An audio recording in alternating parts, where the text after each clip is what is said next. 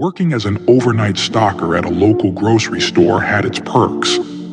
It was quiet, solitary work, which suited me just fine. The store closed at midnight, leaving me to work until the morning shift arrived at 7 a.m. My co-worker left at 3 a.m. every night, always with a rushed goodbye. I never thought much about it, assuming they had other obligations. One night, around 3:30 a.m., I was stocking shelves in the cereal aisle. The store was silent, only the soft hum of refrigerators and the occasional creak of metal shelves settling could be heard. As I worked, I began to feel an odd sensation, a tingling at the back of my neck, as if I was being watched.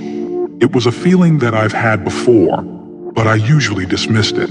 This time, however, it felt more pronounced, almost oppressive. I glanced around but saw nothing out of the ordinary. The store was empty, as always at this hour. Still, the feeling lingered, a subtle but persistent discomfort. It was hard to focus, and I found myself constantly looking over my shoulder, expecting to see something. Deciding to shake off the unease, I moved to the back stock area. The lighting back there was dimmer, casting long, unsettling shadows. As I sorted through boxes, I heard a faint noise, like something sliding across the floor. I paused, straining to listen, but the sound stopped. I shook my head, attributing it to my imagination. But then it happened again, a distinct, deliberate scraping noise, as if something was being dragged. A chill ran down my spine. I told myself it was nothing, maybe a rat. But then, from the corner of my eye, I saw a movement in the shadows. I turned quickly. I saw nothing but the long, empty hallway from one end of the store to the other. The darkness seemed to close in around me. My heart was really the only thing I could hear in this moment. I decided to patrol the store, partly to reassure myself. As I walked down each aisle, the power-saving fluorescent lights buzzed overhead, casting harsh, sterile low light. When I reached the frozen food section, I caught a fleeting glimpse of something in the reflection of the glass doors. It was low to the ground, indistinct, but moving in a way that made my skin crawl. I spun around, but there was nothing there, just the usual rows of frozen goods. I felt my heart pounding in my chest. It was like the store had taken on a new, sinister character, each shadow hiding something unknown. As I continued my rounds, I felt the urge to keep moving, to avoid staying in one place too long. The presence, whatever it was, felt more tangible with each step I took, like a shadow just out of sight, waiting.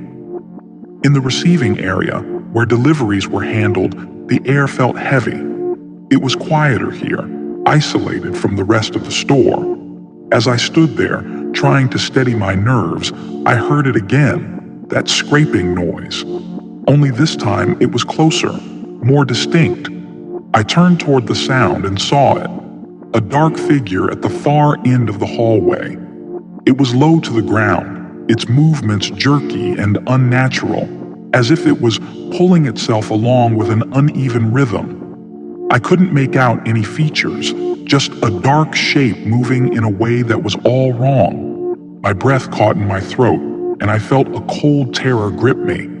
It was like watching something that I knew shouldn't exist. The figure seemed to be aware of me, though it made no sound apart from the disturbing scrape of its movement. I backed away slowly, not taking my eyes off that thing. My hands fumbled for my phone, and I dialed the security company. My fingers wouldn't stop shaking. I tried to explain what I was seeing, but my voice came out quiet, shaky and disjointed. They assured me they would check the cameras and call me back. As I waited, I couldn't stop watching that figure. It was still there, still moving, though not any closer. It felt like a standoff, each of us waiting for the other to make a move. The call came back quickly. They told me there was nothing on the cameras, nothing unusual. I insisted, almost shouting at this point in the conversation, that there was something there, but they seemed dismissive, like they assumed I was on drugs or something. They said it might be a trick of the light or stress. I hung up, frustration and fear mingling in a tight knot in my chest. I turned my attention back to the hallway after losing my cool with the security company, but the figure was gone. The hallway stretched out empty before me, silent and still. I felt a surge of relief, followed by a wave of doubt. I asked myself, had I imagined it? Was I losing my grip on reality? I forced myself to continue working, though every noise set my nerves on edge. As I walked past the cleaning supplies aisle, I saw it. This time, it was closer, emerging from the shadows. The way it moved defied explanation, as if its limbs didn't work like they should. It crept forward, seemingly dragging itself, and I felt a wave of nausea at the sight. I had absolutely no idea what the hell that thing was. Panic took over. I turned and ran towards the front of the store, my footsteps echoing in the empty aisles. I forgot that the automatic doors wouldn't open without a key.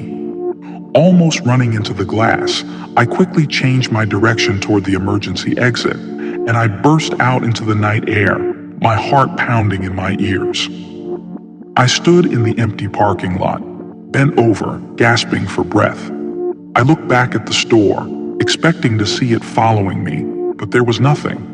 The store looked the same as always, a quiet, empty building under the streetlights. But I couldn't shake the feeling that something was watching me from inside. I got into my car, locking the doors with shaking hands. As I started the engine, I glanced back at the entrance one last time. The store was still and silent, but I felt a deep unease settle in my stomach. I drove away quickly, my eyes darting to the rearview mirror, half expecting to see it in my back seat. The drive home was a blur. My mind raced with questions and doubts. What had I seen? Was it real? The security company had seen nothing, but I knew I hadn't imagined it. Whatever it was, it's something I can't explain, something that left a permanent mark on my memory. I will never work an overnight shift again.